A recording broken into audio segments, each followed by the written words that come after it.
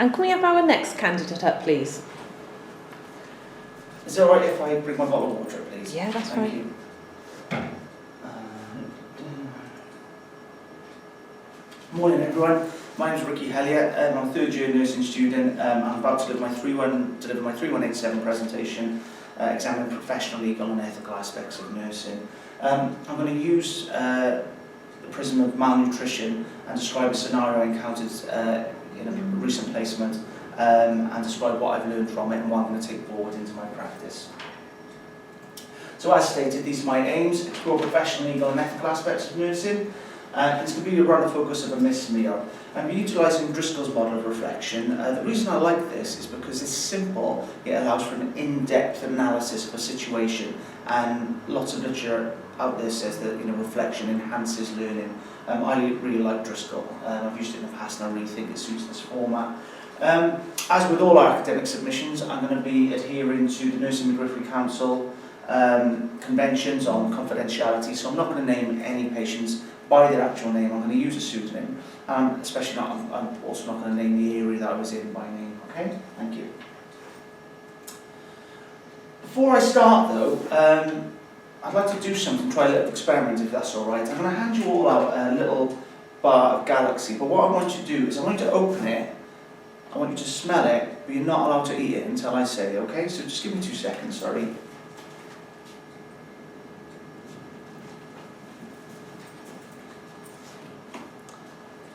Thank you, this will all make sense in the end, hopefully. So what? The scenario that I encountered, like I said, was a recent placement I was on, was Mr. Jones, who was a 60-year-old gentleman who'd come in with a stroke, had been found at home, profoundly unwell, slurred speech, and a hemiplegia as well. He'd been on the unit I was on for around about 3 weeks, recovering really, really well. Still had a slight weakness on the one side as well, and he'd had a swallowed assessment, which was a really big step for him, because it meant that he could start eating again. What happened in this scenario is that I came in to the unit and I saw everyone's plates empty at the end of the bed, and I looked over at Mr. Jones, and his plate, his plate and tray was just on the end, and none of his food had been touched, and this really bothered me. So I thought, why hasn't he eaten his meal? I asked what had happened, he could get something out, and the other patients in fact informed me, said that he'd been delivered his meal and he didn't feel strong enough to get up to the table to eat it, didn't feel particularly have a lot of power in his arms this day, so he needed a bit of help, and there was nobody around to help. Obviously this is really upsetting actually, because we know how important nutrition is to the stroke patient. Jones 2014 examined CVAs and malnutrition and said that patients who are malnourished, who don't get a proper diet, tend to have worse outcomes in terms of morbidity and mortality. This had profound implications on what we call the micro, meso and macro levels. So firstly and foremost, it had a profound effect on Mr. Jones. Not just on the physical aspect of things, but if you think about it, how upsetting must it be to have a meal, you're hungry in front of you, and you can't access it. It sort of reinforces the fact you've undergone a profound illness and you've now got a disability. It has an effect on the profession. It has a real effect on the profession, that we look uncaring. You only have to look at the cases recently in South Wales and in Mid-Staffordshire, the Francis inquiry, that highlights poor aspects of care and the impact it has on patients in terms of morbidity and mortality, and the effect on our reputation. In terms of cost, this could have led to a prolonged stay for this patient. As a nurse, sometimes it doesn't feel the most important thing. The cost is important. We're bound by budgets. We're bound by how much money we spend on our patients, and any prolonged stay. Welsh Government figures that it's £255 for a basic bed, so a stay of a week would be over another £1,400, £1,500.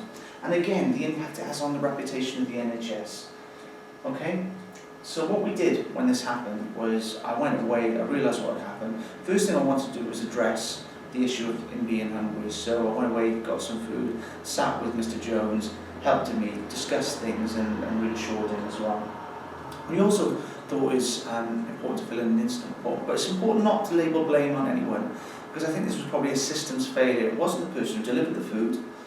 It wasn't, perhaps we were busy that day, or perhaps we should have been a little bit better. It was more systems failure, I'd like to think, anyway. As I said, malnourishment is so important in stroke. Mosselman 2009 conducted a study also which demonstrated the importance of nutrition in stroke and the adverse effects of what happens when patients don't get food as well, that we know that they get worse outcomes.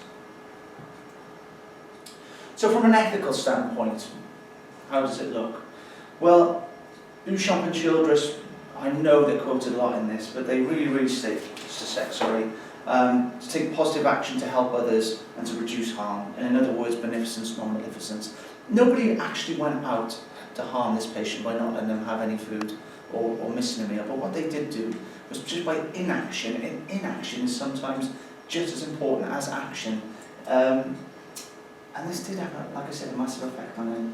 The other thing is, Post in 2004 wrote about do no harm. Now we know that goes back thousands of years in healthcare. The Socratic oaths, do no harm. Again, it wasn't intentional, but from an ethical point of view, that yeah, perhaps we could have done harm to this patient. Not just like I said, the physical thing, the psychological thing, and the emotional upset it would have caused the patient. From a professional perspective, we didn't deliver care that day as well as we could have. And as nurses, we're accountable, as we know, to the general public first and foremost. So we're accountable to Mr. Jones, we're accountable to his family. You know, NICE says that when patients come into a hospital, they believe they're entering a safe place, a place where they're going to be looked after and they're not going to come to any harm. And I feel that we probably didn't uphold that day. It might seem small, but the implications are huge. We're accountable to the employer, the reputation of the trust of the health board, that this incident took place, and of course the NMC is our governing body, and essentially I know there's a bit of an overlap interleague with the Court of Protection as well. We've got a duty of care to our patients, and this is outlined clearly in the code as well. And it also brings up things such as advocacy, that the RCN state, the Royal College of Nursing, that we should speak up for those who cannot speak. Now we could communicate, but perhaps his voice wasn't loud enough, and looking back I should have been the voice, or we should have been the voice that spoke up for him. As a legal cost of this, of course, Human Rights Act is probably the most profound piece of legislation that comes into our practice quite often. And thinking about it in terms of right to life, you know, right to quality of life. You know, he's there to get better, not to get worse. In terms of his emotional health, we're not there to damage him. We're there to make him better as well. There are multiple cases as well where incidents like this have happened, and I've highlighted a few here, and if you look into my reference list, it's on the hyperlink. I'll put a hyperlink there as well, okay, so you can follow to these examples of where patients underwent malnutrition through poor care. Well, it is poor care in some respects, I suppose, or inadequate care as well. Of course, the other thing to think about, he was a vulnerable adult, and we know about protection of vulnerable adults. And perhaps again, I think we might have failed in our care. Like I said, it might sound like I'm being too harsh on the issue, but it's so important. And a critical incident doesn't have to be a big, profound thing. It can be something so small, but have a profound effect on patients. So now what? This small, seemingly simple scenario has helped me sort of focus on professional, legal and ethical aspects of nursing. And it's really hit home the importance of everything we do and the importance of the things we don't do as well. And I am going to take this forward into future practice. I never want an incident to happen like this again. I never want to have to feel like I did, and I never want the patient to have to feel like they did again. So thank you very much for listening. You can now eat your chocolate, and the whole point of it was the fact that this is what it was like for Mr. Jones. Could smell the food, might have been hungry, couldn't eat it. So carry on. Thank you very much, and any questions? And cut.